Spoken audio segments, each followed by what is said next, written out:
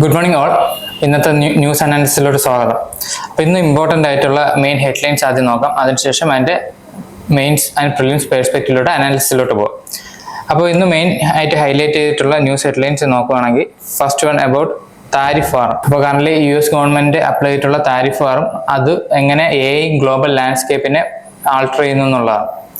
Second one is US international law to take on back terror. അതായത് Pakistan backed ആയിട്ടുള്ള ടെററിസത്തിനെ US international law എങ്ങനെ carry out ചെയ്യുന്നു എന്നുള്ളത്. Then why India needs a stable urban forest. അപ്പോൾ urban forestry എന്നുള്ള ടോപ്പിക്കിനെ ബേസ് ചെയ്തിട്ടുള്ള ഒരു ന്യൂസ് ആണ്. Fourth one is what is the need of the hour in autism care. അപ്പോൾ ഓട്ടിസം കെയർ എന്തുകൊണ്ട് നമുക്ക് ഈ ഒരു സമയത്ത് അതിന് എത്ര ഇമ്പോർട്ടൻസ് കൊടുക്കുന്നു എന്ന് പറഞ്ഞിട്ടുള്ള ആർട്ടിക്കിളാണ്. Fifth one PM inaugurates 103 Amrit Bharat railway station. അപ്പോൾ ഈ അമൃത് ഭാരത് റെയിൽവേ സ്റ്റേഷൻ എന്നുള്ള ഇൻഫ്രാസ്ട്രക്ചറിന്റെ സിഗ്നിഫിക്കൻസിനെ ബേസ് ചെയ്തിട്ടാണ്.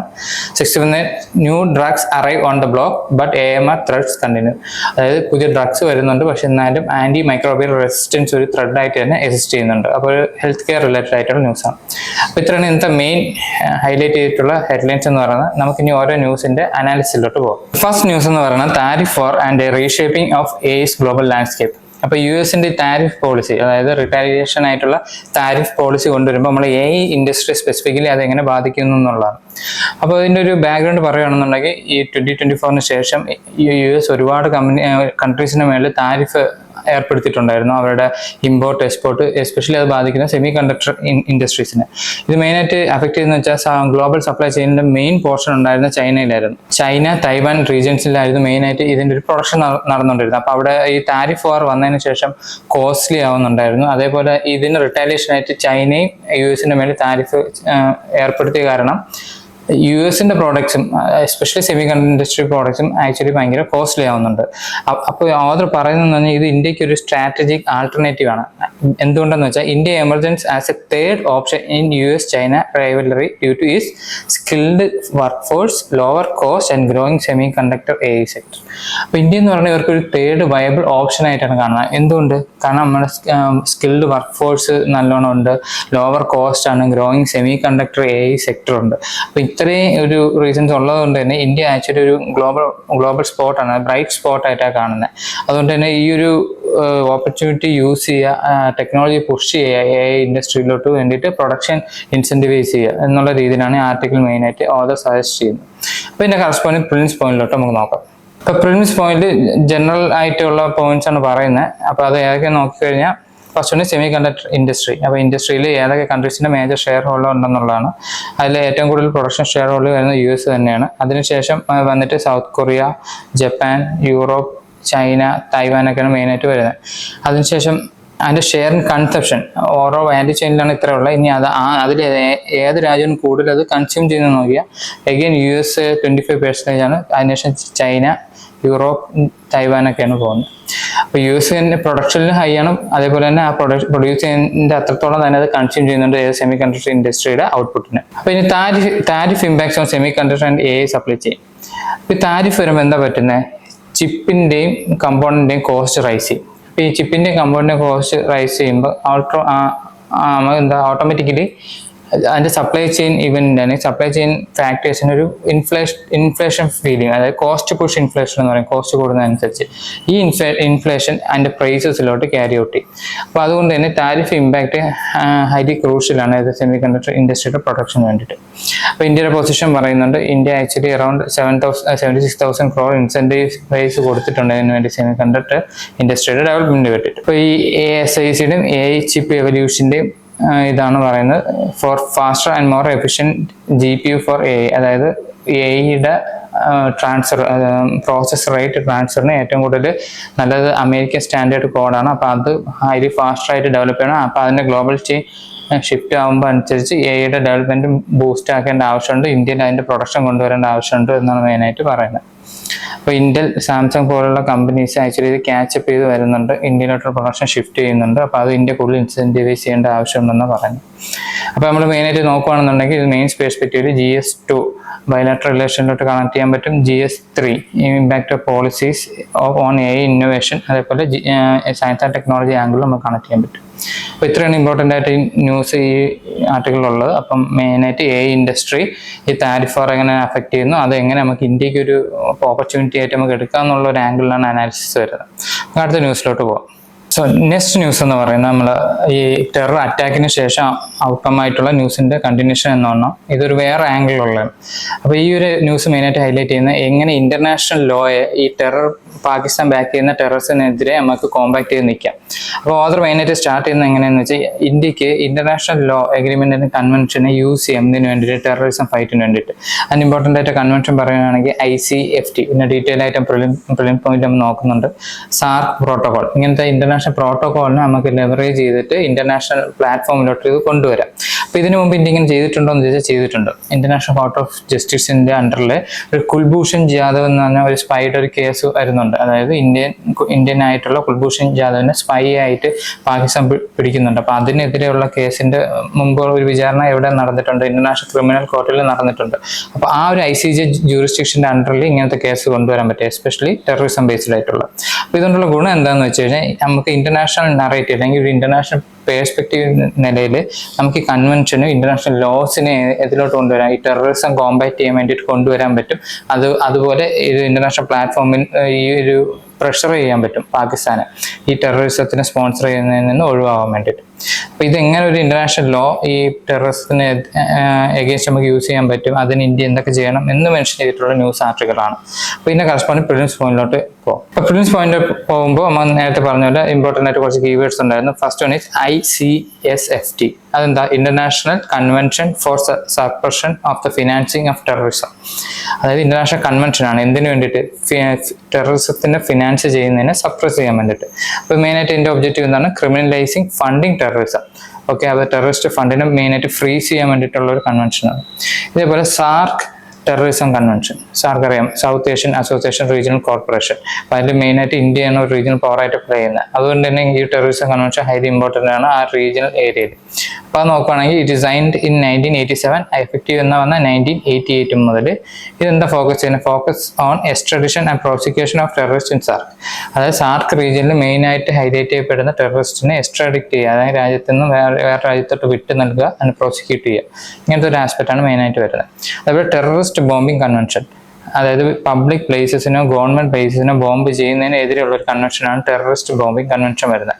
And concept of lawfare, using law as a weapon in conflict. അപ്പോൾ കോൺഫ്ലിക്റ്റ് ഏരിയയിൽ ലോ മെയിനായിട്ട് വെപ്പൺ, അതായത് കോൺഫ്ലിക്റ്റ് ഏരിയയിൽ ഈ വെപ്പൺസ് യൂസ് ചെയ്യുന്നതിനെതിരെയുള്ള ഒരു ലോ കൺവെൻഷനാണ് വരുന്നത്. Achieves political and military goals via legal means. അതായത് ലീഗൽ വഴിയിലൂടെ പൊളിറ്റിക്കൽ അല്ലെങ്കിൽ മിലിറ്ററി ഗോൾ അച്ചീവ് ചെയ്യാൻ വേണ്ടിയിട്ട് മെയിനായിട്ട് തരുന്ന ഒരു കൺസെപ്റ്റാണ് ഇത്, കൺസെപ്റ്റ് ഓഫ് ലോ ഫെയർ എന്ന് പറയുന്നത്. Then one is ICJ jurisdiction and compromissory clauses. അപ്പോൾ എന്താണ് ഈ ICJ jurisdiction എന്ന് നോക്കാം. അപ്പോൾ ഈ ഇന്റർനാഷണൽ ലെവലിൽ ഇങ്ങനത്തെ ടെററിസം കേസ് ആയിക്കോട്ടെ, മെയിനായിട്ട് ഈ ഒരു ആംബിറ്റിൽ ഈ ഒരു ടൈപ്പ് ഓഫ് കേസിനെ ഹാൻഡിൽ ചെയ്യുന്ന മെയിനായിട്ട് രണ്ട് ഇൻസ്റ്റിറ്റ്യൂഷനാണ്. One is international court of justice, then another one is international criminal court. Highly important ആണ്. ഇത് തമ്മിലുള്ള കമ്പാരിറ്റീവ് സ്റ്റഡിയാണ് ഏറ്റവും ഇമ്പോർട്ടൻ്റ് ആയിട്ട് വരുന്നത്. ഇന്റർനാഷണൽ കോർട്ട് ഓഫ് ജസ്റ്റിസിനെ എന്താ വിളിക്കുന്നത്? വേൾഡ് കോർട്ട് എന്ന് വിളിക്കും. ഇത് എന്ന് എസ്റ്റാബ്ലിഷ് ചെയ്തിട്ടുള്ള 1946 എസ്റ്റാബ്ലിഷ് ചെയ്തിട്ടുള്ളത്. അതേസമയം ഇന്റർനാഷണൽ ക്രിമിനൽ കോർട്ട് 2002 എസ്റ്റാബ്ലിഷ് ചെയ്തിട്ടുള്ളത്. അപ്പോൾ വേറെ അടുത്ത പോയിന്റ് നോക്കുകയാണെങ്കിൽ ICJ എന്ന് പറഞ്ഞ ഒരു UN ബോഡിയാണ്. എന്തുകൊണ്ടാണ് UN ബോഡി വരുന്നത്? ഇത് UN ചാർട്ടറിനെ ബേസ് ചെയ്തിട്ടാണ് എസ്റ്റാബ്ലിഷ് ചെയ്തിട്ടുള്ളത്. അതേസമയം ഇന്റർനാഷണൽ ക്രിമിനൽ കോർട്ട് അങ്ങനെയല്ല, അതിന് സെപ്പറേറ്റ് ആയിട്ട് ഒരു സ്റ്റാറ്റ്യൂട്ട് ഉണ്ട്, അതാണ് റോം സ്റ്റാറ്റ്യൂട്ട് എന്ന് പറയുന്നത്. അപ്പോൾ വൺ ഈസ് UN ചാർട്ടറിനെ ബേസ് ചെയ്ത്, another one is Rome statute base ചെയ്തിട്ട്. ഇതിന്റെ മെമ്പേഴ്സ് നോക്കുകയാണെങ്കിൽ ICJയിൽ UN ചാർട്ടറിന് വന്നതുകൊണ്ട് തന്നെ ആൾമോസ്റ്റ് എല്ലാ UN മെമ്പേഴ്സ് അതിന്റെ മെമ്പേഴ്സാണ്. 193 UN മെമ്പർ സ്റ്റേറ്റ്സ് അതിന്റെ പാർട്ടിസിപ്പൻസ് ആണ്. അതേസമയം ഇന്റർനാഷണൽ ക്രിമിനൽ കോർട്ട് ആണെന്നുണ്ടെങ്കിൽ ഈ റോം സ്റ്റാറ്റ്യൂട്ട് സൈൻ ചെയ്തിട്ടുള്ള 123 കൺട്രീസ് മാത്രമേ അതിന്റെ പാർട്ടിസിപ്പൻസ് ആയിട്ടുള്ളൂ. ഇന്റർനാഷണൽ കോർട്ട് ഓഫ് ജസ്റ്റിസ് ഏത് ടൈപ്പ് ഓഫ് മാറ്റർ കൺസിഡർ ചെയ്യണം? It deals with civil matter. അതേസമയം ക്രിമിനൽ കോർട്ടാണെങ്കിൽ മെയിനായിട്ട് ക്രിമിനൽ മാറ്റേഴ്സ് ആണ്. ഇനി ഇതിന്റെ എൻഫോഴ്സ്മെന്റ് എന്ന് പറയുന്നത് UN international court of justice മെയിനായിട്ട് അതിന്റെ ഒരു ഡിഗ്രി എൻഫോഴ്സ് ചെയ്യുന്നത് UN സെക്യൂരിറ്റി കൗൺസിലാണ്. അതേസമയം ഇന്റർനാഷണൽ ക്രിമിനൽ കോർട്ടിൽ അതിന്റെ മെയിൻ ഡിഗ്രി എങ്ങനെയെന്ന് വെച്ച് കഴിഞ്ഞാൽ അത് UN കൗൺസിൽ വഴിയില്ല, പകരം ഇവർ ഈ ലോ പാസ് ചെയ്യുന്ന നമ്മുടെ ഡൊമസ്റ്റിക് ലോയിലോട്ട് അവർ കൊണ്ടുവരിക. അതായത് ഇപ്പോൾ ഈ ഇന്റർനാഷണൽ ക്രിമിനൽ കോർട്ട് ഒരു മെയിൻ ഒരു പാരന്റ് ലോ ഉണ്ടാക്കുന്നുണ്ട്. അപ്പോൾ ഇന്ത്യ അത് അഡോപ്റ്റ് ചെയ്തിട്ട് ഇന്ത്യയിൽ അതേ കണക്കത്തുള്ളൊരു നിയമം ഉണ്ടാക്കുകയും ചെയ്യുന്നത്. അതേപോലെ നമ്മുടെ ഡൊമസ്റ്റിക് ലോയിലോട്ട് ഇത് ഇംപ്ലിമെന്റ് ചെയ്യുന്നു. കോമ്പോസിഷൻ നോക്കുകയാണെങ്കിൽ ICJയിൽ 15 ജഡ്ജസ് ആണുള്ളത്, 9 ഇയർ ടൈമാണ് കൊടുത്തിട്ടുള്ളത്. അതേസമയം ഇന്റർനാഷണൽ ക്രിമിനൽ കോർട്ടിൽ 18 ജഡ്ജസ് ഉണ്ട്, അതിൽ 9 ഇയർ ടൈമാണ് വരുന്നത്. ഈ ഒരു കമ്പാരിറ്റീവ് സ്റ്റഡി ഇമ്പോർട്ടൻ്റ് ആണ്. അപ്പോൾ നിങ്ങൾ നോട്ട് പ്രിപ്പയർ ചെയ്യുമ്പോൾ ഇന്റർനാഷണൽ കോർട്ട് ഓഫ് ജസ്റ്റിസും ഇന്റർനാഷണൽ ക്രിമിനൽ കോർട്ടും തമ്മിൽ കമ്പാരിറ്റീവ് ആയിട്ട് ടേബിളിൽ വരച്ച് പഠിച്ചാൽ നന്നായിരിക്കും. ഇപ്പോൾ മെയിൻ പെർസ്പെക്റ്റീവ് നോക്കുകയാണെന്നുണ്ടെങ്കിൽ GS പേപ്പർ 3 ഇത് എൻവയോൺമെന്റ് ആംഗിൾ മെയിനായിട്ട് ഇത് നോക്കാം. എൻവയോൺമെന്റ് അല്ല, ഇത് മെയിനായിട്ട് ഇത് വരുന്നതെന്ന് വെച്ചാൽ ടെററിസ്റ്റ് ആംഗിൾ വരുന്നുണ്ട്. GS പേപ്പർ 2 ബയലാറ്ററൽ റിലേഷൻ ആംഗിളിലോട്ട് മെയിനായിട്ട് വരാം. അതേപോലെ GS paper 3 Indian security angle മെയിനായിട്ട് വരാം, ടെററിസം, ബ്ലാക്ക് മണി ഫണ്ടിങ് ആ ഒരു ഏരിയയിലും. അപ്പോൾ അത് തടയാൻ വേണ്ടിയിട്ടുള്ള ഇമ്പോർട്ടൻ്റ് കൺവെൻഷൻ ഏതൊക്കെയാണെന്ന് പറയുന്ന രീതിയിൽ വരാം. ഓക്കെ, സോ ഇത്രയാണ് ഈ ന്യൂസിൽ ഇമ്പോർട്ടൻ്റ് ആയിട്ടുള്ളത്. നമുക്ക് ഇനി അടുത്ത ന്യൂസിൻ്റെ ബ്രീഫിലോട്ട് പോകാം. സോ നെക്സ്റ്റ് ന്യൂസിന്റെ ഹെഡ്ലൈൻ വന്നിട്ട് why India needs stable urban forest എന്നാണ്. അപ്പൊ ഇതൊരു അർബൻ ഫോറസ്ട്രി ബേസ് ചെയ്തിട്ടുള്ള ന്യൂസ് ആണ്. അല്ലെങ്കിൽ ബ്രോഡായിട്ട് പറയുകയാണെങ്കിൽ ഫോറസ്ട്രി വെജിറ്റേഷൻ കവർ ഇൻക്രീസ് ചെയ്യുന്നതിന് വേണ്ടിയിട്ടും ഒരു എക്കോളജിക്കൽ ആസ്പെക്റ്റിലുള്ള ന്യൂസാണ്. അപ്പൊ എന്താണ് ഈ ന്യൂസിനുള്ള ബാക്ക്ഗ്രൗണ്ട് എന്ന് നോക്കാം. ഇപ്പൊ റീസെന്റ് തെലങ്കാനയിൽ ഒരു ഫോറസ്റ്റ് ഏരിയ അല്ലെങ്കിൽ അർബൻ റീജിയനിലെ ഒരു ഫോറസ്റ്റ് ഏരിയയെ ഡിസ്ട്രക്ട് ചെയ്തിട്ട് അവിടെ ഇൻഡസ്ട്രിയൽ എസ്റ്റാബ്ലിഷ്മെന്റ് കോംപ്ലക്സ് കൊണ്ടുവരാൻ വേണ്ടിയിട്ട് ഒരു ട്രൈ ഉണ്ടായിരുന്നു. അപ്പൊ ഇതിനെതിരെ ഒരു ഹൈ പ്രൊട്ടസ്റ്റ് ഉണ്ടായിരുന്നു അവിടെ. അപ്പൊ ഇത് ഒന്ന് റിപ്ലിക്കേറ്റ് ചെയ്ത് നാഷണൽ ലെവലിൽ ഈ അർബൻ ഫോറസ്റ്റിനെ പ്രൊട്ടക്ട് ചെയ്യുന്ന രീതിയിൽ പലയിടത്തും ഈ ഒരു പ്രൊട്ടസ്റ്റ് ഡെവലപ്പായി വരുന്നുണ്ട്. അപ്പോൾ എന്തുകൊണ്ടെന്ന് വെച്ചാൽ ഈ അർബൻ ഫോറസ്റ്റ് എന്ന് പറഞ്ഞാൽ ഒരു ക്രിട്ടിക്കൽ റോൾ പ്ലേ ചെയ്യുന്നുണ്ട് ഇവിടെ, എസ്പെഷ്യലി അർബൻ റീജിയനിൽ. എന്തിനു വേണ്ടിയിട്ടൊക്കെ mitigating pollution and climate impact. അപ്പോൾ ഹൈലി ആൾട്ടർനേറ്റ് അല്ലെങ്കിൽ ഭയങ്കര വൾണറബിൾ ആയിട്ടുള്ള ക്ലൈമറ്റ് ചേഞ്ച് ഉള്ള ഈ സിറ്റുവേഷനിൽ ഇങ്ങനത്തെ ഫോറസ്റ്റ് ഉള്ളതിനെ നമ്മൾ വൈപ്പ് ഔട്ട് ചെയ്യുമ്പോൾ അതിന്റെ കറസ്പോണ്ടിങ് ആയിട്ടുള്ള കോൺസിക്വൻസ് ഉണ്ടാകും. അപ്പോൾ ആ കോൺസിക്വൻസ് ഒഴിവാക്കാൻ വേണ്ടി നമ്മൾ ഈ ഫോറസ്റ്റ് ഡെവലപ്പ് ചെയ്യേണ്ട ഹൈലി ആവശ്യമുണ്ട്. ഇനി അതിനുശേഷം ഓദർ പറയുന്നതെന്ന് വെച്ചാൽ ഓൾറെഡി ഈ ജുഡീഷ്യൽ പോളിസി സൈഡിൽ നമ്മൾ ഒരുപാട് സേഫ് ഗാർഡ്സ് കൊടുത്തിട്ടുണ്ട് എന്തിനു വേണ്ടിയിട്ട്, ഫോറസ്ട്രി ഡെവലപ്പ് ചെയ്യാൻ വേണ്ടിയിട്ട്. ഇമ്പോർട്ടൻ്റ് ആയിട്ട് കേസ് ലോസ് പറയുകയാണെങ്കിൽ ഫസ്റ്റ് വൺ ഇസ് ഗോദവർമൻ കേസ് ഉണ്ടായിട്ടുണ്ട്, സാവ് അറേ കേസ് ഉണ്ടായിട്ടുണ്ട്. അതേപോലെ പോളിസി സൈഡിൽ നോക്കുകയാണെങ്കിൽ നാഷണൽ ഫോറസ്റ്റ് പോളിസി 1988 ഫോറസ്ട്രിയെ പ്രൊട്ടക്ട് ചെയ്യുന്ന ഒരു പോളിസിയാണ്. ഗ്രീൻ ഇന്ത്യ മിഷൻ ഇമ്പോർട്ടൻ്റ് ആണ്. അതേപോലെ ഇപ്പോൾ റീസെൻ്റ്ലി ഉണ്ടായിട്ടുള്ള വേറെ കുറച്ച് പോളിസി സൈഡാണ്. ഉദാഹരണത്തിന് നഗർ വൻ യോജന എന്ന് പറഞ്ഞ യോജന സ്റ്റാർട്ട് ചെയ്തിട്ടുണ്ട്. ഇതൊക്കെ എന്തിനാണ് സ്റ്റാർട്ട് ചെയ്യുന്നത് വെച്ചാൽ നമുക്ക് ഒരു കോൺസ്റ്റിറ്റ്യൂഷണൽ പ്രൊവിഷൻ ഉണ്ട്, അല്ലെങ്കിൽ നമ്മൾ കോൺസ്റ്റിറ്റ്യൂഷൻ പറയുന്നുണ്ട് അണ്ടർ ആർട്ടിക്കിൾ 21 റൈറ്റ് ടു ലൈഫിൻ്റെ അണ്ടറിൽ ആർട്ടിക്കിൾ 48A, ആർട്ടിക്കിൾ 51AG ഇതിലെല്ലാം ഫോറസ്റ്റ് അല്ലെങ്കിൽ നമ്മൾ എൻവയോൺമെന്റ് പ്രൊട്ടക്ട് ചെയ്യണമെന്നുള്ള ഒരു മാൻഡേറ്റ് കൊടുത്തിട്ടുണ്ട്. ആ മാൻഡേറ്റിനെ നമ്മൾ പ്രാക്ടിക്കലാക്കാൻ വേണ്ടിയിട്ടാണ് ഇത്രയും ജുഡീഷ്യൽ പ്രൊനൗൺസ്മെന്റും പോളിസിയും അല്ലെങ്കിൽ അതേപോലെ സ്കീംസ് എല്ലാം കൊണ്ടുവരുന്നത്. ഓക്കെ, അതുകൊണ്ട് തന്നെ അർബൻ ഫോറസ്റ്റിനെ പ്രൊട്ടക്ട് ചെയ്യേണ്ടതും കൺസർവ് ചെയ്യേണ്ടതും സിറ്റിസന്റെ ഒപ്പം തന്നെ ഒരു ഇമ്പോർട്ടൻറ്റ് റോളാണ് ആർക്കുള്ള, ഗവൺമെന്റിനുള്ള. അതുകൊണ്ട് ഗവൺമെന്റ് അത് ക്ലിയർ കട്ടായിട്ട് ഡെവലപ്മെന്റിനെയും കൺസർവേഷനും ഒരേ രീതിയിൽ ബാലൻസ് ചെയ്ത് തന്നെ പോകണം എന്നുള്ള രീതിയിലാണ് ആർട്ടിക്കിൾ മെയിനായിട്ട് പോയിന്റ് ഔട്ട് ചെയ്യുന്നത്. അപ്പോൾ ഇതിന്റെ കറസ്പോണ്ടിങ് ആയിട്ടുള്ള പ്രിൻസ് പെർസ്പെക്റ്റീവിലോട്ട് പോകാം. അപ്പോൾ പ്രിൻസ് പെർസ്പെക്റ്റീവ് നോക്കുകയാണെന്നുണ്ടെങ്കിൽ നമുക്ക് ഈ ഇൻഫോഗ്രാഫിക്സ് എന്നറിയാം ഫോറസ്റ്റ് കവർ ഓരോ റീജിയനിൽ എങ്ങനെയാണെന്നുള്ളത്. അതേപോലെ കറന്റ് എവിടേക്കാണ് ഫോറസ്റ്റിന്റെ റേഷ്യോ കൂടുകയും കുറയുകയും ചെയ്യുന്നു എന്നുള്ളതാണ് താഴത്തുള്ള ഗ്രാഫിലുള്ളത്. നമുക്ക് ഇതിനകത്ത് പറഞ്ഞിട്ടുള്ള ഇമ്പോർട്ടൻറ്റ് സ്കീം ഏതൊക്കെയാണെന്ന് നോക്കാം. First one is Nagar Van Yojana. ഇതിന്റെ മെയിൻ എയിമാണ് എന്താണെന്ന് വെച്ചാൽ ഇൻക്രീസ് അർബൻ ഗ്രീൻ കവർ, അതായത് അർബൻ ഏരിയയിൽ ഗ്രീൻ കവർ ഇൻക്രീസ് ചെയ്യുക എന്നുള്ളതാണ്. 400 നഗർ വണ്ണിനെ ടാർഗറ്റ് ചെയ്യുന്നുണ്ട്. അപ്ഡേറ്റഡ് ഇപ്പോൾ 1000 നഗർ വൺസ് ഓൾറെഡി 1000 നഗർ വൺ ആക്കണമെന്ന് by 2027 ടാർഗറ്റ് വെച്ചിട്ട് ഇപ്പോൾ പോകണേ. അപ്പോൾ ഇനിഷ്യലി 400 ആയിരുന്നു, പക്ഷേ ഇത് 2027 കൂടിയിട്ട് 1000 ആക്കണം എന്നുള്ള ടാർഗറ്റിലാണ് മുമ്പോട്ട് പോകുന്നത്. ഇനി ഇമ്പോർട്ടൻ്റ് ആയിട്ട് കോൺസ്റ്റിറ്റ്യൂഷൻ പ്രൊവിഷൻ, നേരത്തെ ഞാൻ പറഞ്ഞ പോലെ ആർട്ടിക്കിൾ 21 ഒരു ഇമ്പോർട്ടൻറ്റ് പ്രൊവിഷൻ ആണ്. അപ്പോൾ അതെന്താ മെയിനായിട്ട് റൈറ്റ് ടു ഹെൽത്തി എൻവയോൺമെന്റ് എന്നുള്ള ആസ്പെക്റ്റിലാണ് വരുന്നത്. ദെൻ ആർട്ടിക്കിൾ 48A അത് എന്തിൻ്റെ ബേസ് ചെയ്യുന്നത്, state must protect the environment എന്നുള്ള ആസ്പെക്റ്റിൽ. Article 51A clause G citizen must protect environment എന്നുള്ള ആസ്പെക്റ്റിൽ. നേരത്തെ പോലെ ലാൻഡ്മാർക്ക് ജുഡീഷ്യൽ കേസ് പറയുകയാണെങ്കിൽ ഗോദവർമൻ കേസ് ഉണ്ട്. ഈ കേസിൽ എന്താ സംഭവിച്ചതെന്ന് വെച്ചാൽ it broadened forest definition and stricter protection. അതായത് ഫോറസ്റ്റ് എന്നുള്ള ഡെഫിനിഷനെ ഒത്തിരി കൂടെ ആംബിറ്റ് വലുതാക്കി. അപ്പോൾ ഏതൊക്കെ റീജിയനെ ഫോറസ്റ്റ് ആയിട്ട് കൺസിഡർ ചെയ്യാന്നുള്ള രീതി വന്നു. അങ്ങനെ കൺസിഡറേഷൻ വരുമ്പോൾ എന്താ ഒരു ഇമ്പോർട്ടൻസ് വരുന്നതെന്ന് വെച്ചാൽ അതിനെ കൂടുതൽ കൺസിഡറേഷൻ ആംബിറ്റിലോട്ട് കൊണ്ടുവരാൻ പറ്റും. അതുപോലെ സാവ് ഏരിയ കേസ്, ഇത് മുംബൈയിലെ സാവ് ഏരിയ എന്ന് പറഞ്ഞ ലൊക്കേഷനിൽ ഈ ട്രീ കട്ടിങ് അവോയ്ഡ് ചെയ്യാൻ വേണ്ടിയിട്ട് ഉണ്ടായ ഒരു മൊമെന്റ് ആണ്. അപ്പോൾ അതിന് റിലേറ്റഡ് ആയിട്ടുള്ള കേസ് ഔട്ട്കമാണ് മെയിൻ ആയിട്ടുള്ളത്. പിന്നെ ഇന്ത്യ സ്റ്റേറ്റ് ഫോറസ്റ്റ് റിപ്പോർട്ട്, ഇത് ഇമ്പോർട്ടൻ്റ് ആണ്. എക്സാമിന് വരുമ്പോൾ ഇതിന്റെ സ്റ്റാറ്റ് കോട്ട് ചെയ്ത് എഴുതേണ്ട ആവശ്യമുണ്ട് ഇവിടെ വെജിറ്റേഷൻ എന്നുള്ള ടോപ്പിക്കിലും എസ്പെഷ്യലി ഫോറസ്റ്റ് ഫോക്കസ് ചെയ്യുന്ന ടോപ്പിക്കിലും. അപ്പോൾ അതിൻ്റെ ഒരു മെയിൻ ആയിട്ടുള്ള ഡീറ്റെയിലിംഗ് ഞാൻ തന്നിട്ടുള്ള 1455 കിലോമീറ്റർ സ്ക്വയർ ഫോറസ്റ്റ് കവറേജ് ഉണ്ടെന്നും അതിൽ 21.76% ട്രീ കവർ എന്നും 3.41% ട്രീ കവർ ഉണ്ട്, മറ്റ് ഫോറസ്റ്റ് കവർ 21.76% ഉണ്ട് എന്നുള്ള രീതിയിലാണ് മെയിനായിട്ട് അതിൻ്റെ ഡേറ്റ പറയുന്നത്. ഓക്കെ, ഇപ്പോൾ മെയിൻ പെർസ്പെക്റ്റീവിൽ നോക്കുകയാണെങ്കിൽ GS പേപ്പർ 2 പോളിസി സൈഡിൽ ഇമ്പോർട്ടൻസ് എന്തൊക്കെയാണെന്ന് അനലൈസ് ചെയ്യുന്ന അടുത്ത് നമുക്ക് കണക്ട് ചെയ്യാൻ പറ്റും. അതേപോലെ GS പേപ്പർ 3 എൻവയോൺമെന്റ് സൈഡിൽ അർബൻ ഫോറസ്ട്രി സ്പെസിഫിക് ഏരിയയിൽ കണക്ട് ചെയ്യാൻ പറ്റും. അപ്പോൾ ഇത്രയാണ് ഈ ന്യൂസിന് മെയിനായിട്ട് ബ്രേക്ക് ഔട്ട് ചെയ്തിട്ടുള്ള. നമുക്ക് അടുത്ത ന്യൂസിലോട്ട് പോകാം. നെക്സ്റ്റ് ന്യൂസിലോട്ട് പോകാം. അടുത്തൊരു ഡിസീസ് അല്ലെങ്കിൽ മെയിനായിട്ട് ഒരു ബയോടെക്നോളജി എന്നുള്ള ആംഗിളിലും കണക്ട് ചെയ്യാം. അപ്പോൾ ആ രീതിയിലുള്ള ഒരു ന്യൂസാണ്, ജെനറ്റിക്സ് ആയിട്ട് കണക്ട് ചെയ്തിട്ടുള്ള ന്യൂസാണ്. What is the need of the hour in autism care? Autism എന്നുള്ള ഒരു ഡിസോർഡറിനെ നമുക്ക് എങ്ങനെ നമുക്ക് പ്രൊട്ടക്ട് ചെയ്യാമെന്നോ അതിൻ്റെ ഒരു ആവശ്യകത എന്താണെന്നുള്ള ഹൈലൈറ്റ് ചെയ്തിട്ടുള്ള ന്യൂസാണ്. പിന്നെ മെയിൻ സമ്മറി വരുവാണെങ്കിൽ ഫസ്റ്റ് US ഓട്ടിസം റിസർച്ച് ഇനിഷ്യേറ്റീവിന്റെ ഒരു ഔട്ട്കം ആണ്. ഇത് large scale studies on environment toxin linked to autism despite experts asserting the autism result from complex genetic and environmental interaction, not a single cause. അപ്പോൾ ഈ ഒരു study മെയിനായിട്ട് outcome വന്നതെന്ന് വെച്ചാൽ നമ്മുടെ എൻവയോൺമെന്റിൽ നിന്ന്, അതായത് ഒരു ജെനറ്റിക്സിലോട്ട് നമുക്ക് ഒരു എൻവയോൺമെന്റിൽ നിന്ന് ഒരുപാട് ടോക്സിൻസ് വരുന്നുണ്ടെന്നും ആ ടോക്സിൻസ് ആണ് ജെനറ്റിക്സിനെ ആൾട്ടർ ചെയ്തിട്ട് ഇതിന്റെ ഡിസോർഡർ മെയിനായിട്ട് കൊണ്ടുവരുന്നതെന്നാണ് മെയിനായിട്ട് റിസർച്ച് സ്റ്റഡി പറയുന്നത്. അപ്പോൾ ഇതിനു മുമ്പ് വിചാരിച്ചിരുന്ന ഹൈലി നമുക്ക് ബർത്ത് സമയത്തുള്ള ജെനറ്റിക് ചേഞ്ച് മൂലമാണെന്നാണ്. പക്ഷേ ഈ സ്റ്റഡി പറയുന്നത് നമ്മളെ എൻവയോൺമെന്റ് ടോക്സിൻസും കൂടെ ഇത് വന്നിട്ടാണ് ഈ ആൾട്രേഷൻ വരുന്നത്. Scientific consensus on the causes. Autism is not caused by vaccines. Current research shows strong genetic links and limited but inconclusive environment factors like prenatal air pollution exposure and parental age. അപ്പോൾ അത് മെയിനായിട്ട് പറയുന്ന ആ ഒരു ടോക്സിൻസിൽ important ആണ് നമ്മുടെ air പൊല്യൂഷനും അതേപോലെ pregnancy പീരീഡിൽ ആ പാരൻ്റ് ഏജ് ഒരു ഇമ്പോർട്ടൻറ്റ് ഫാക്ടറായിട്ട് കണക്കാക്കുന്നുണ്ട്. അപ്പോൾ ഈ ഒരു മെയിൻ സ്റ്റഡി അല്ലെങ്കിൽ ഈ ഒരു അനാലിസിസ് ആക്ച്വലി എന്താ ഹെൽപ്പ് ഔട്ട് ചെയ്യുന്നതെന്ന് വെച്ചാൽ ഇനി അങ്ങോട്ടുള്ള ഓട്ടിസം ഏരിയയിൽ കൂടുതൽ റിസർച്ച് കൊണ്ടുവരാനും ഇത് പ്രിവെൻറ്റ് ചെയ്യാൻ വേണ്ടി എന്തൊക്കെ ചെയ്യണമെന്ന് മെഷർ ഔട്ട് ചെയ്യാനും വേണ്ടി ഹെൽപ്ഫുൾ ആണ് ഈ ഒരു സ്റ്റഡി മെയിനായിട്ട്. ഇതാണ് ഈ ന്യൂസ് ആർട്ടിക്കിൾ മെയിനായിട്ടും ബ്രീഫ് ചെയ്തിരിക്കുന്നത്. ഓട്ടിസം ഇത്രയും നാളും എന്താ ഒരു ജെനറ്റിക് ഡിസോർഡർ ആയിട്ട് കൺസിഡർ ചെയ്തിരുന്നെങ്കിലും ഇപ്പോൾ അതിനൊരു എൻവയോൺമെന്റൽ ഫാക്ടേഴ്സ് അല്ലെങ്കിൽ എൻവയോൺമെന്റൽ ടോക്സിൻ ആഡ് ചെയ്തിട്ടാണ് ഇത് മെയിനായിട്ട് ഹൈലൈറ്റ് ചെയ്യപ്പെടുന്നത് എന്നുള്ളൊരു വ്യൂ പോയിന്റും കൂടെ വരുന്നുണ്ട്. അപ്പോൾ മെയിനായിട്ട് പ്രിൻസ് പോയിന്റ് ഓഫ് വ്യൂ നമ്മൾ നോക്കുകയാണെങ്കിൽ എന്താണ് ഓട്ടിസം സ്പെക്ട്രം ഡിസോർഡർ എന്ന് നോക്കാം.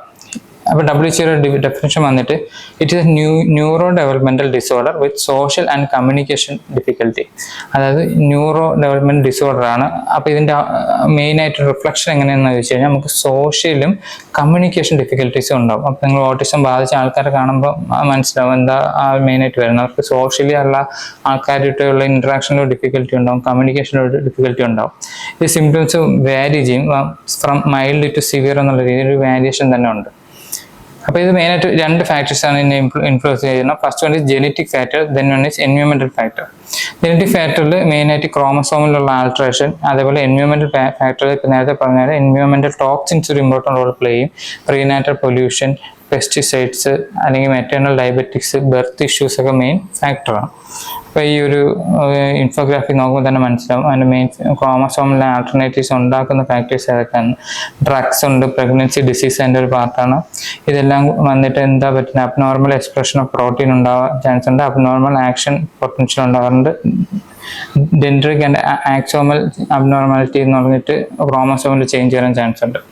ഇത് രണ്ടും കൂടെ വന്നിട്ടാണ് പ്രീനാറ്റൽ സ്റ്റേറ്റിലും പോസ്റ്റ് നാറ്റൽ സ്റ്റേറ്റിലും കുറച്ച് വേരിയേഷൻ വരുന്നിട്ട് ഫൈനൽ ഔട്ട്കം ആയിട്ടാണ് നമുക്ക് ASD ഉണ്ടാകുന്നത്. ഇത് ഇമ്പോർട്ടൻ്റ് ആയിട്ട് ഇതൊരു സ്പെസിഫിക് ആയിട്ടുള്ളൊരു ഡിസീസ് ഫോക്കസ്ഡ് ആയിട്ട് അല്ലെങ്കിൽ ഡിസോർഡർ ഫോക്കസ്ഡ് ആയിട്ടുള്ള ന്യൂസാണ്.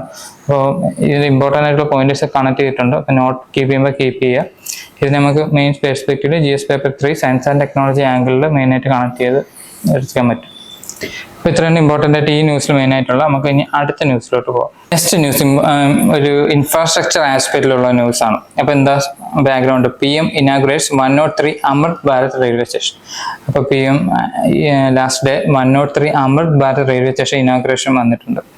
അപ്പോൾ ഈ റെയിൽവേ സ്റ്റേഷൻ ഇനാഗുറേഷൻ വന്ന എന്തിൻ്റെ ബേസിലാണ്, അമൃത് ഭാരത് സ്റ്റേഷൻ സ്കീമിൻ്റെ അണ്ടറിലാണ് മെയിനായിട്ട് ഇത് വന്നത്. ഇത് ആൾമോസ്റ്റ് 18 സ്റ്റേറ്റ് ആൻഡ് യൂണിയൻ ടെറിട്ടറിയെ കവർ ചെയ്യുന്നുണ്ട്. എന്താ ഇതിൻ്റെ enhancing passenger experience and promoting local heritage. അപ്പോൾ ഈ റെയിൽവേ സ്റ്റേഷൻ ഡെവലപ്മെൻറ്റിനെ കൊണ്ട് രണ്ട് മെയിൻ ഗോൾ അച്ചീവ് ചെയ്യാനാണ് ഗവൺമെന്റ് ട്രൈ ചെയ്യുന്നത്. ഒന്ന്, പാസഞ്ചറിന്റെ ട്രാവൽ എക്സ്പീരിയൻസിനെ എൻഹാൻസ് ചെയ്യുക, കംഫർട്ടബിൾ ആക്കുക. രണ്ട്, ആ ഒരു പർട്ടിക്കുലർ റീജിയനിന്റെ ഹെറിറ്റേജ്, അതിന്റെ കൾച്ചറൽ ഹെറിറ്റേജിനെ എൻഹാൻസ് ചെയ്യുക. അതുവഴി ആ ഒരു റീജിയൻ ഡെവലപ്മെന്റ് എന്നുള്ള ആസ്പെക്റ്റും കൂടെ കണക്ട് ചെയ്യുന്നുണ്ട്. അപ്പോൾ ഇതിൻ്റെ അകത്ത് എങ്ങനെ integration of heritage and tourism ഒരു ഇമ്പോർട്ടൻറ്റ് പാർട്ടാണ്. എക്സാമ്പിൾ ആയിട്ട് പറയുന്നത് ആ ഒരു റീജിയനിലെ ഇമ്പോർട്ടൻറ്റ് കൾച്ചർ ആസ്പെക്റ്റിൽ, അതായത് ഇപ്പോൾ ആർട്ട് ഫോം ആവാം, അല്ലെങ്കിൽ ഫുഡോ ക്യൂസീൻസോ ആവാം, ഈവൻ ആർക്കിടെക്ചർ പോലും കൺസിഡർ ചെയ്യുന്നുണ്ട് മെയിനായിട്ട്. എക്സാമ്പിൾ ആയിട്ട് പറഞ്ഞാൽ രാജ്പൂത്, ദ്രാവിഡിയൻ, മധുബാനി സ്റ്റൈൽസ് ഒക്കെ ഒരു ഇമ്പോർട്ടൻ്റ്, അതിൻ്റെയൊക്കെ പ്രൊഡക്ട്സ് ഒക്കെ ഇമ്പോർട്ടൻ്റ് ആയിട്ട് ആ ഒരു പ്ലാറ്റ്ഫോമിലൊക്കെ വിൽക്കാനുള്ള പ്രൊവിഷൻസ് ഉണ്ട് ആക്ച്വലി. ഇതുമൂലം എന്താ ഉണ്ടാവുന്നത്? ടൂറിസം പ്രൊമോട്ട് ആവും, അതേപോലെ ലോക്കൽ എംപ്ലോയ്മെന്റ് ജനറേഷൻ ഉണ്ടാവും. അതുപോലെ ആ ഒരു ഏരിയയിൽ all in all holistic development ആണ് മെയിനായിട്ട് ഫോക്കസ് ചെയ്യുന്നത്. നല്ല ഇമ്പോർട്ടൻറ്റ് ഇനിഷ്യേറ്റീവ് ആണ്. അപ്പോൾ ഇത് മെയിനായിട്ട് കണക്ട് ചെയ്യുന്നത് എങ്ങനെയാണെന്ന് വെച്ചാൽ, ഒരു ഇൻഫ്രാസ്ട്രക്ചർ എങ്ങനെ നമുക്ക് കൾച്ചർ ആസ്പെക്റ്റിൽ കണക്ട് ചെയ്യാം, അല്ലെങ്കിൽ ഹെറിറ്റേജ് ആസ്പെക്റ്റിൽ കണക്ട് ചെയ്യാം, അത് എങ്ങനെ ഒരു പർട്ടിക്കുലർ ഏരിയ ഡെവലപ്മെന്റിലോട്ട് എത്തിക്കുന്നു എന്നുള്ള ഒരു ആംഗിളിൽ ഒരു ഇമ്പോർട്ടൻ്റ് ആയിട്ടുള്ള ഫോക്കൽ പോയിന്റ് ആണ്. ഓക്കെ, അപ്പോൾ അതിൻ്റെ പ്രിലിംസ് മെയിൻസ് പെർസ്പെക്റ്റീവിലോട്ടുള്ള അനാലിസിലോട്ട് പോകും. അപ്പോൾ പ്രിലിംസ് പോയിന്റ് ഓഫ് വ്യൂ നോക്കുകയാണെന്നുണ്ടെങ്കിൽ, first one is Amrit Bharat station scheme എന്താണ്. ഓൾറെഡി നേരത്തെ പറഞ്ഞ പോലെ സ്റ്റേഷൻ ഫെസിലിറ്റീസിൻ്റെ അപ്ഗ്രേഡേഷൻ ആണ് വിത്ത് മോഡേൺ ഫെസിലിറ്റീസ്. എക്സാമ്പിൾ പറയുകയാണെന്നുണ്ടെങ്കിൽ lift, escalator, wifi, local product stalls, green design, ഇതൊക്കെ ആംബിറ്റിൽ വരും. ഇത് മെയിനായിട്ട് ഫോക്കസ് ചെയ്യുന്ന comfort, safety, accessibility and sustainability ആസ്പെക്റ്റിനെ ബേസ് ചെയ്തിട്ടാണ് മെയിനായിട്ട് ഈ ഒരു പ്രോഗ്രാമെ ഡിസൈൻ ചെയ്തിട്ടുള്ളത്. Cultural elements in infrastructure. അപ്പോൾ ഇൻഫ്രാസ്ട്രക്ചർ ഡെവലപ്മെന്റിലോട്ട് കൾച്ചറൽ എലമെന്റ്സിനെ കൂടെ ആഡ് ചെയ്യുന്നുണ്ട് ഈ സ്കീം വഴി. മെയിനായിട്ട് നേരത്തെ പറഞ്ഞ പോലെ റീജിയണൽ ആർട്ട്, ലാൻഡ്സ്കേപ്പിങ്ങിനെ, അതിൻ്റെ കൾച്ചറൽ പ്രൈഡും ടൂറിസം എല്ലാം എൻഹാൻസ് ചെയ്യാൻ വേണ്ടി ട്രൈ ചെയ്യുന്നുണ്ട്. ഇതേപോലെ ഇമ്പോർട്ടൻ്റ് ആയിട്ടുള്ളതാണ് നമുക്ക് ഈ വന്ദേ ഭാരത്, അമൃത് ഭാരത്, നമോ ഭാരത് ട്രെയിനിൻ്റെ ഡിഫറൻസ്. വന്ദേ ഭാരത് എന്ന് വെച്ചാൽ ഒരു semi high speed modern type train ആണ്. അത് 160 km/h ആണ് ട്രാവൽ ചെയ്യുന്നത്. ആൻഡ് കവച് സേഫ്റ്റി സിസ്റ്റം അതിൻ്റെ ഒരു ഇമ്പോർട്ടൻറ്റ് ഫീച്ചറാണ്. ദെൻ അമൃത് ഭാരത് എന്ന് പറയുന്നത് ഓൾറെഡി പറഞ്ഞിട്ട് modernisation and better passenger service provide ചെയ്യാൻ വേണ്ടിയിട്ടുള്ള സ്കീമാണ്. ദെൻ നമോ ഭാരത് എന്ന് പറഞ്ഞാൽ റീജിയണൽ റാപ്പിഡ് ട്രാൻസിറ്റ്, അതായത് റീജിയണൽ ഏരിയയിൽ പെട്ടെന്ന് ട്രാൻസിറ്റ് ചെയ്യാൻ വേണ്ടിയിട്ടുള്ള ട്രെയിൻസ് ആണ്. എക്സാമ്പിൾ NCR, മുംബൈ, ആ റീജിയനിലോട്ടുള്ള ഫാസ്റ്റർ കണക്ടിവിറ്റി എൻഹാൻസ് ചെയ്യാൻ വേണ്ടിയിട്ടുള്ള ട്രെയിനാണ് ആക്ച്വലി ഇത് നമോ ഭാരത് എന്ന് പറയുന്നത്. ഇത്രയാണ് ഈ ഒരു ഇൻഫ്രാസ്ട്രക്ചർ ഏരിയ മെയിൻ ആയിട്ടുള്ള കാര്യങ്ങൾ നടക്കുന്നത്. അപ്പോൾ ഇത്ര ഒരു ഐഡിയ ഉണ്ടായിരിക്കണം. നിങ്ങൾ മെയിൻസ് എഴുതുമ്പോൾ ഒരു ഫോർഡർ പോയിന്റ് എന്നുള്ള രീതിയിലും പ്രിലിംസ് പെർസ്പെക്റ്റീവിലും ഇമ്പോർട്ടൻ്റ് ആണ്. അപ്പോൾ നമുക്ക് മെയിൻസ് പെർസ്പെക്റ്റീവിൽ GS പേപ്പർ 3 ഇൻഫ്രാസ്ട്രക്ചർ ഡെവലപ്മെന്റ് ആസ്പെക്റ്റും അതെങ്ങനെ റീജിയൻ ഡെവലപ്മെന്റ് അല്ലെങ്കിൽ ഇൻക്ലൂസീവ് ഗ്രോത്ത് കൊണ്ടുവരുന്നു എന്നുള്ള ഒരു ആസ്പെക്റ്റിൽ നമുക്ക് കണക്ട് ചെയ്യാൻ പറ്റും. അപ്പോൾ ഇത്രയാണ് ഈ ന്യൂസിൽ മെയിനായിട്ട് ബ്രീഫ് ഔട്ട് ചെയ്തിട്ടുള്ളത്. നമുക്ക് അടുത്ത ന്യൂസിലോട്ട് പോകാം. സോ നെക്സ്റ്റ് ന്യൂസ് വന്നിട്ട് ഒരു ഹെൽത്ത് സെക്ടർ റിലേറ്റഡ് ആയിട്ടുള്ള ന്യൂസാണ്. അപ്പോൾ ഇത് മെയിനായിട്ട് പറയുന്നതെന്ന് വെച്ചാൽ, നമ്മുടെ ഹെൽത്ത് ഫീൽഡിൽ ഒരു ഡ്രഗിൻ്റെ ഇന്നോവേഷൻ വന്നിട്ടുണ്ട്. എസ്പെഷ്യലി ഒരു ആൻറ്റിബയോട്ടിക് ഡ്രഗാണ്. നെയിംഡ് വന്നിട്ട് നാഫിത്രോമൈസിൻ എന്നാണ്.